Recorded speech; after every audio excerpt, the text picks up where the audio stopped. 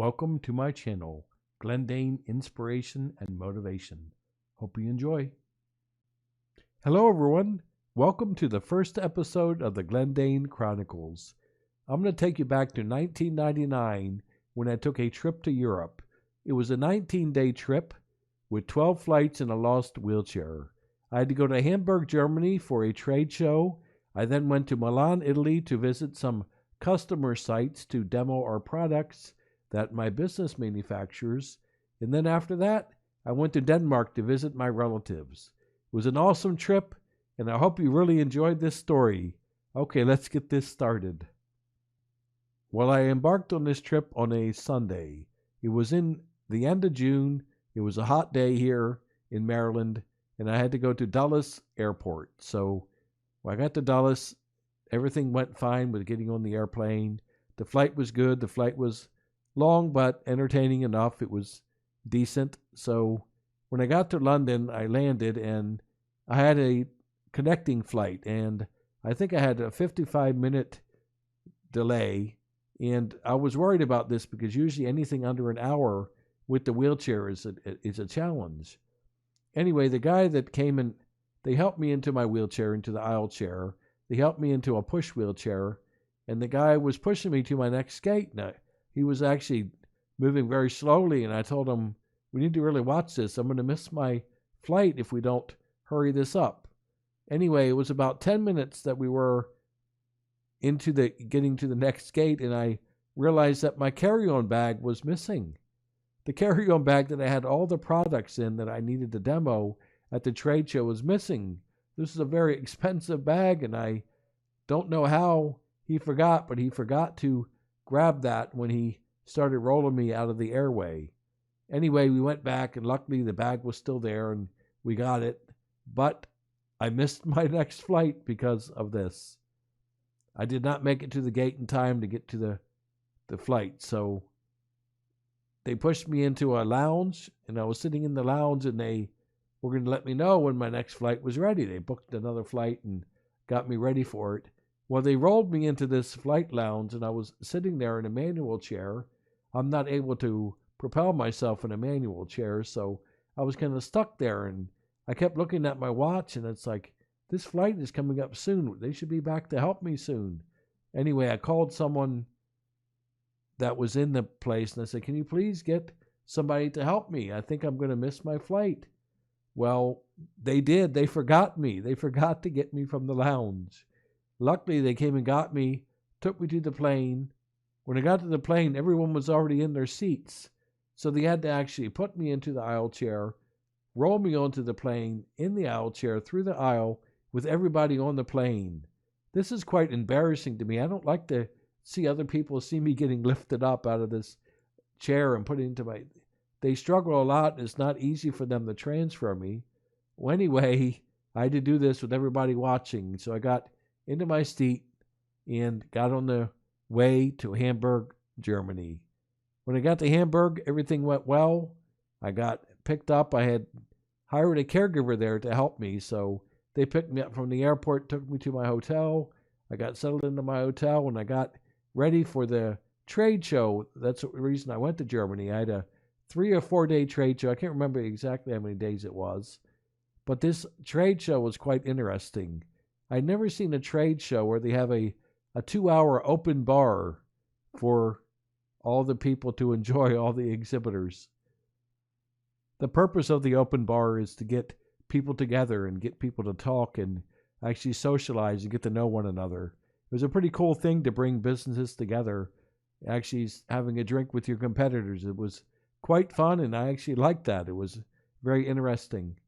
Anyway, that trade show was really nice. It was a different experience for me, and I was there, I think it was 3 days for that trade show.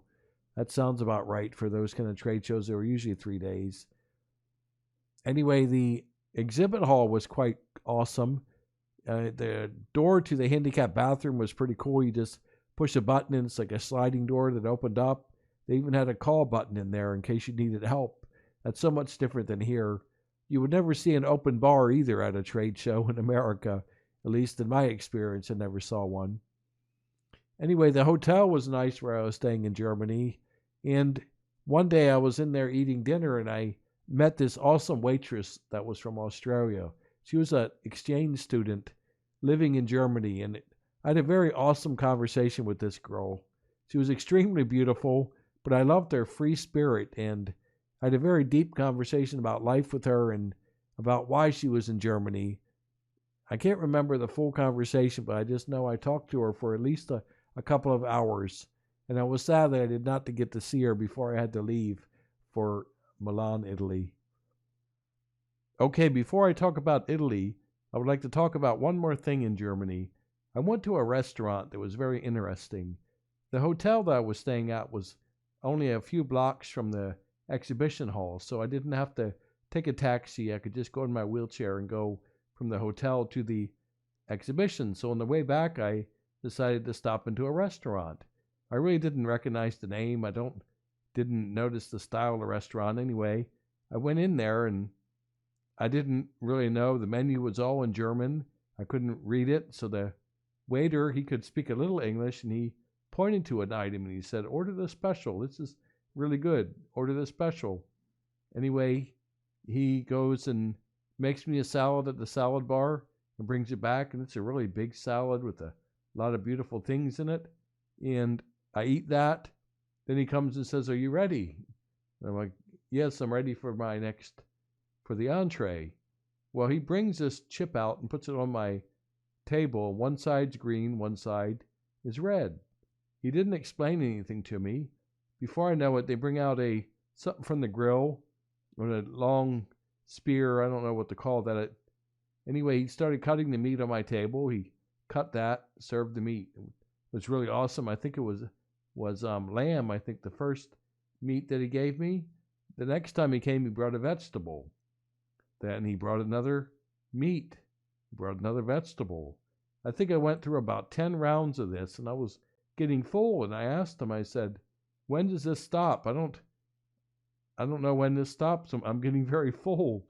He said, "Oh, this chip, you're supposed to turn it over when you don't want it anymore." That was my first experience in a Brazilian steakhouse. I felt like an idiot. Okay, let's talk about the trip to Milan, Italy. I had a stop in Zurich, Switzerland on this trip. So I left Hamburg, got to Zurich, Switzerland, did not have to get off the plane. Then from there, went on to Milan, Italy. Well, at the end of this trip, when I got to Milan, Italy, I get off the airplane and they say, "Your wheelchair didn't make it on the flight, and this is the last flight for the day. So you cannot get your wheelchair until tomorrow." I was like, "What? You lost my wheelchair? And you can't get my wheelchair to the airport?" So I'm in a foreign country needing a power wheelchair, and it was left in Switzerland. I never got off the plane, but somehow my wheelchair got off the plane. I was so frustrated. They wouldn't even let me have a wheelchair from the airport. The only chair they let me use was the aisle chair that they put me in from when they took me off the airplane. They put me in a 15-inch wide aisle chair. At least it had armrests, but this is the chair they let me use until the next day, until I could get my wheelchair. I couldn't believe they wouldn't even let me have a manual wheelchair from their wheelchairs at the airport to actually function with. This was the craziest thing. Anyway, I had to sit in this aisle chair until I went to bed that night. So I think we went to dinner with the rep. This rep was an Italian. He was from Italy. He sent back 9 bottles of wine saying that none of them were correct. None of them smelt right to him. None of them tasted right, but it took 9 bottles of wine until they finally got a bottle that he accepted. I thought this was quite interesting, and I was like, wow, he knows his wine. That was a pretty fun thing. They like to wine and dine there. It's pretty awesome. Anyway, the next day, the rep goes to the airport to get my wheelchair. He brings the wheelchair to my hotel room, rolls it in, and I said, "Where are the batteries? There are no batteries in this wheelchair." I couldn't believe that there were no batteries there. They said the batteries were lost. They tried to track them and they couldn't find them anywhere.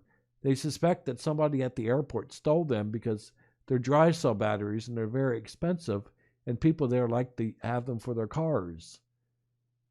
Can you just imagine that? I'm getting my wheelchair finally, a power wheelchair that weighs 280 pounds, and there's no batteries in it. I had no batteries. Anyway, the rep said, okay, no problem, I can push you. You know how hard it is to push a power wheelchair manually with my weight of 200 pounds and the wheelchair of 280, over almost 500 pounds of weight? Anyway, he did this. He pushed this into the handicap van that came and got us. I went to a crash site. The company that my family owns, we manufacture electronic instruments that collect data from crash test dummies. So we went there in this crash lab, and they actually crashed high-end cars, exotic sports cars. I went in there and I saw a green Maserati with leather interior that was smashed up from being in 6 different crashes. That broke my heart to see that beautiful car. They actually had an F40, but the F40 was in a crate, and they said since I was American, I couldn't see it. I couldn't go in there and look at the F40. Anyway, those cars are beautiful.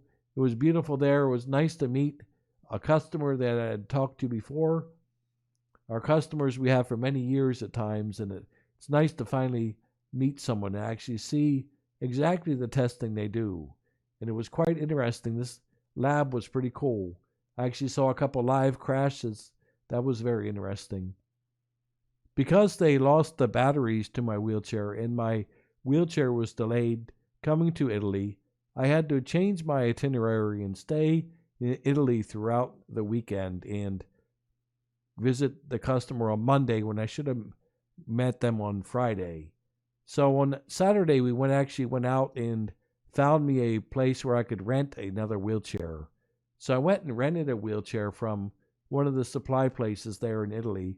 And we had to go in a bus and had to have a driver to drive us. And it was quite a costly trip, and I had to go into town and find a wheelchair that would work for me.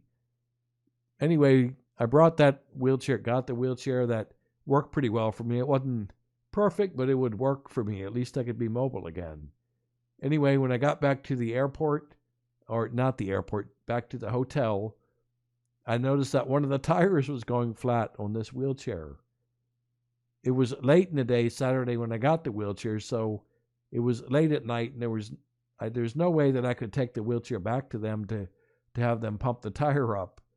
Anyway, so I went into the basement of this hotel, and there was a mechanic guy there, and he pumped the tire up for me and said, no worries, come back again when you need to pump it up. So every 2 hours, I had to take a trip to that basement to get air put in this tire of this wheelchair. And then Sunday came, and Sunday, nothing is open in Italy on Sunday. At least at this time, the wheelchair company definitely wasn't open that day. So I had to live with this tire and keep going to the basement to get it pumped up. Luckily, that guy didn't mind, and he kept pumping the tire up for me.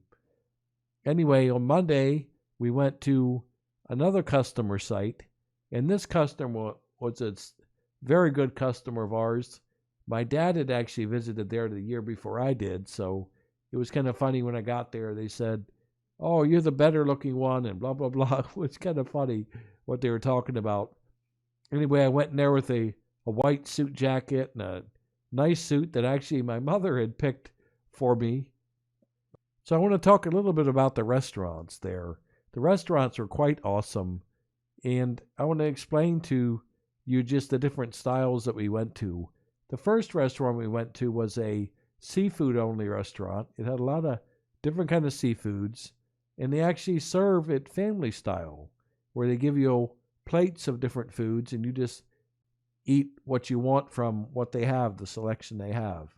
Now remember, the first thing that we started with was a salad that had a lot of sliced Parmesan cheese. This salad was absolutely delicious with this sliced Parmesan. I'm talking about real sliced Parmesan, sliced very thin, but the flavor and the taste of the salad was so awesome. The olives were awesome, and they always started off with a bottle of champagne. So it was nice to have champagne with this salad. It was very beautiful. Anyway, they brought the other seafood dishes out, and they had like dried fish that had the heads on them and everything else that they tasted really good. They had some octopus. I had never had octopus before. They had a lot of other kinds of different fish cooked with some veggies and stuff like that. And of course, they brought out the bottle of grappa. And there they just put the bottle of grappa on the table and you just pass it around, you drink, you have shots of it. So throughout the night, you just have as many shots as you want because the bottle is on the table. Anyway, they kept pouring shots, and I don't know, we had a lot of shots of grappa, and they were surprised that I could handle my alcohol. But I'm used to drinking aquavit with my family, so aquavit is also a flavored vodka, but grappa is made by the stems of the grapes, so it's a little bit stronger. The taste was strong, but I had no problem. They weren't going to get any trade secrets out of me. So the next day we go out, we go to the restaurant across the street, which was the meat restaurant. We started off with the same salad that we had at the other restaurant, plus a bottle of champagne. Then we got back into the other foods, the meats and things. Some of them were some meat with some vegetables. There were some dried meats. There were some different, like oxtail, I think there was. There was some beef tongue, I believe. There were some definitely different things. And I'll tell you, I didn't really like all that. I didn't like the ox that much. It wasn't oxtail that it was. It was just a plate of sliced meat. And I realized that I was the only one that tried that plate. So I think the Italians already knew it wasn't too good. I thought that was kind of funny. Anyway, it was a fun time with them. The reps were awesome.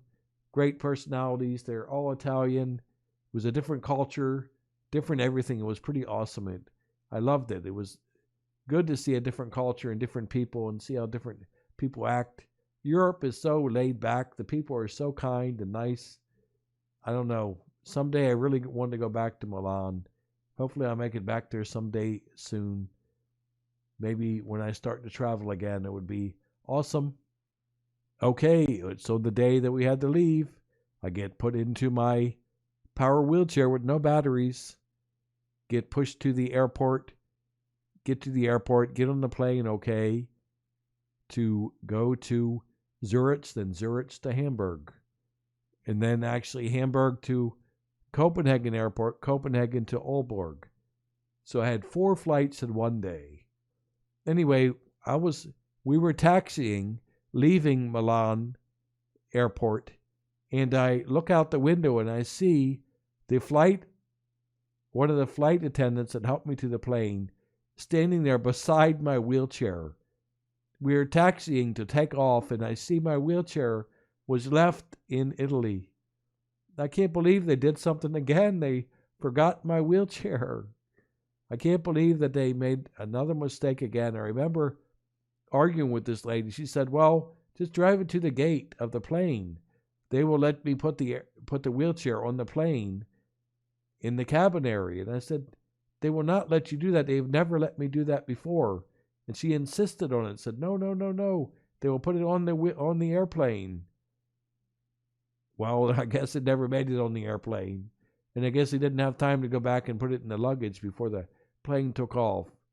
Anyway, I called the flight attendant on the plane and told her that my wheelchair was there, to please call ahead and maybe get my wheelchair set on another airplane. Anyway, I get to go to Zurich. I don't have to get on the plane, but I'm already worried because I know my wheelchair was left in Italy. I get to Hamburg, Germany, and they put me in a manual chair, and they say, well, your chair is still in Italy. We don't know if it can fit on some of these smaller aircraft. Anyway, I met this awesome lady there. She was very helpful. I guess she was in airport operations or something. I don't know. She seemed to know a lot about a lot of things, especially with the aviation and the airplanes. And they wanted to put my wheelchair on a smaller jet that was only a 50-passenger jet. And they were really worried with the dimensions of the wheelchair And the people in Italy said, it won't fit. But this lady told them to go try. Anyway, they fit my wheelchair on this airplane with a half an inch on each side. And finally, my wheelchair makes it to Hamburg, Germany. So luckily, it came to Hamburg. It got loaded on the next flight, which was Hamburg to Copenhagen, Denmark. Then I went from Copenhagen, Denmark to Aalborg, Denmark. So finally, I get to Aalborg to visit my relatives. That was my plan all along, even though it was delayed by 3 days because I had to stay there in the weekend in Italy. And I was kind of mad because the 1998 Danish national team, the European champions, were staying at the hotel that I was booked at. They were going to be there the day I got there with my original itinerary. So I was really mad that dang wheelchair, they lost that wheelchair, they lost the batteries, delayed my trip, so I missed that party with my relatives with the Danish national soccer team. I am so mad at that. I wish that I got there for that. That would have been a lifetime dream. Just meeting those stars, those guys that surprised the world in 1998 with winning the European Championship soccer. Anyway, let's get back to the video. So I get there. My family picks me up. I hadn't seen my family in a few years. It was nice to see them. They came and got me at the airport. They had balloons and they were all excited. I was so tired when I got to Aalborg, Denmark. I had to go right to the hotel and take a nap. I did not go to bed the last night I was in Italy. I stayed up and drank some wine and just enjoyed my last moments in Italy. It was probably a dumb thing, but I did take a nap in my wheelchair. But anyway, I had to go take a rest at the hotel. They found me a very nice caregiver. I had to find a caregiver everywhere I went because I could travel without a caregiver, but actually to function with different bathrooms and getting in different beds, I was used to my setup at home. So at home I could do all these things, but when I traveled, it was very difficult.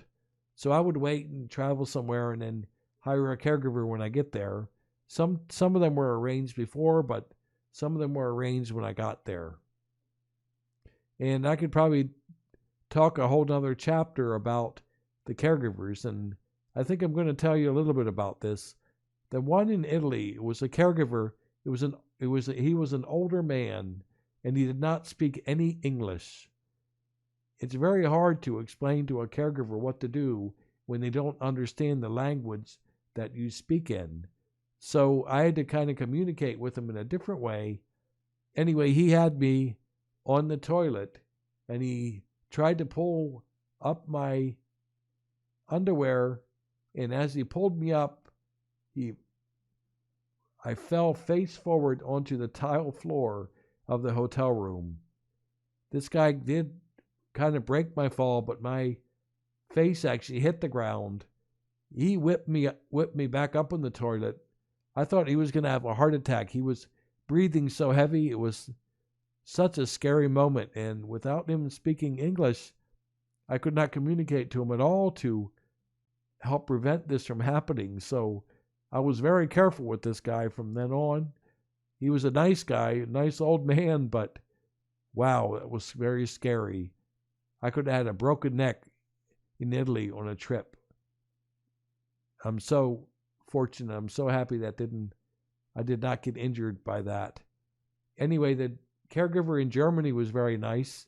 He actually picked me up at the airport and helped me with everything, and he spoke English, so it was a lot easier.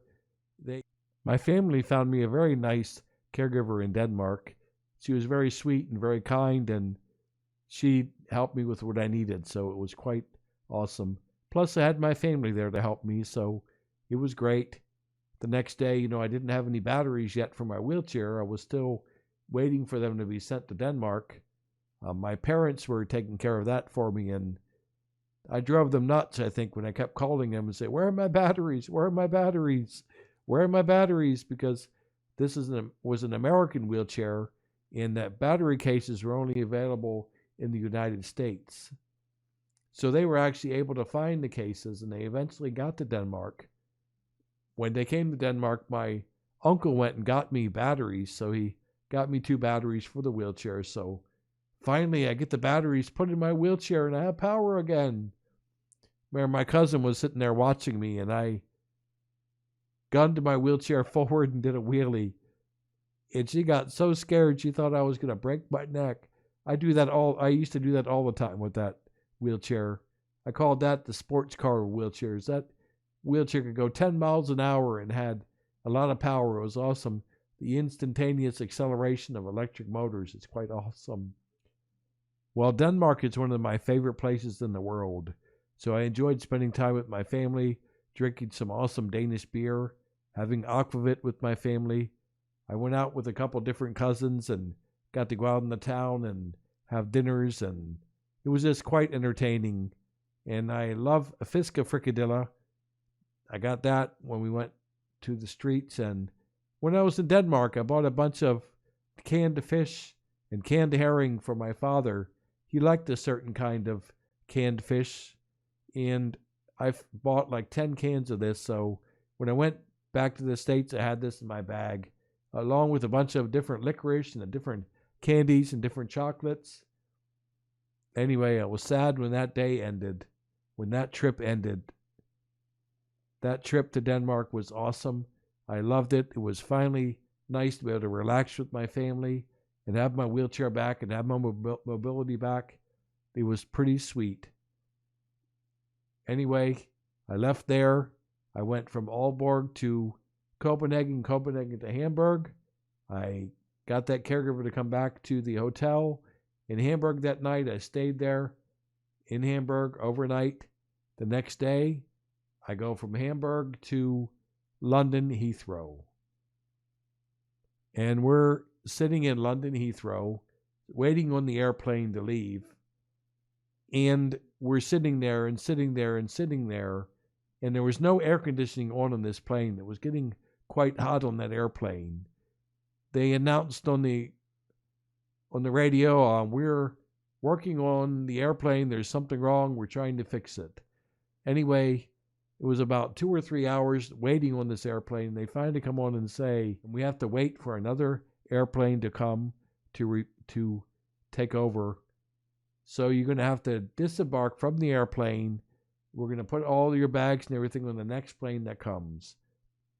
This layover was 9 hours for the next plane. I was stuck in the airport for 9 hours. And they wouldn't even give me my electric wheelchair. They put me in a manual chair, and so I had to sit in a manual chair for that many hours. That was a very uncomfortable time. Anyway, they gave us it was either $8 or $16 voucher for food, and the guy was pushing me in my manual chair, and he was pushing me to the food court. Well, I had seen a restaurant there, and it looked very nice. There were people in there drinking wine, looked like great food. So I asked him, he said, can you please push me in that restaurant? He looks at me and says, oh, this voucher will not pay for that. And I said, I'm traveling on business. I can go in there. I can afford to eat in this restaurant. Please push me in there.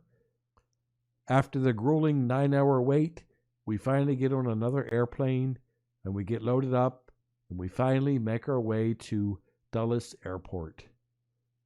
Okay, I get to Dulles. We land. Everything's fine. They pull my wheelchair around. Again, they had the batteries out of my wheelchair. One of the terminals on one of the batteries was broken in half. It actually cracked pretty much off the battery. They said that happened when they had to change the airplanes, that someone dropped the battery and broke it. Those batteries that they lost, they break the new one too?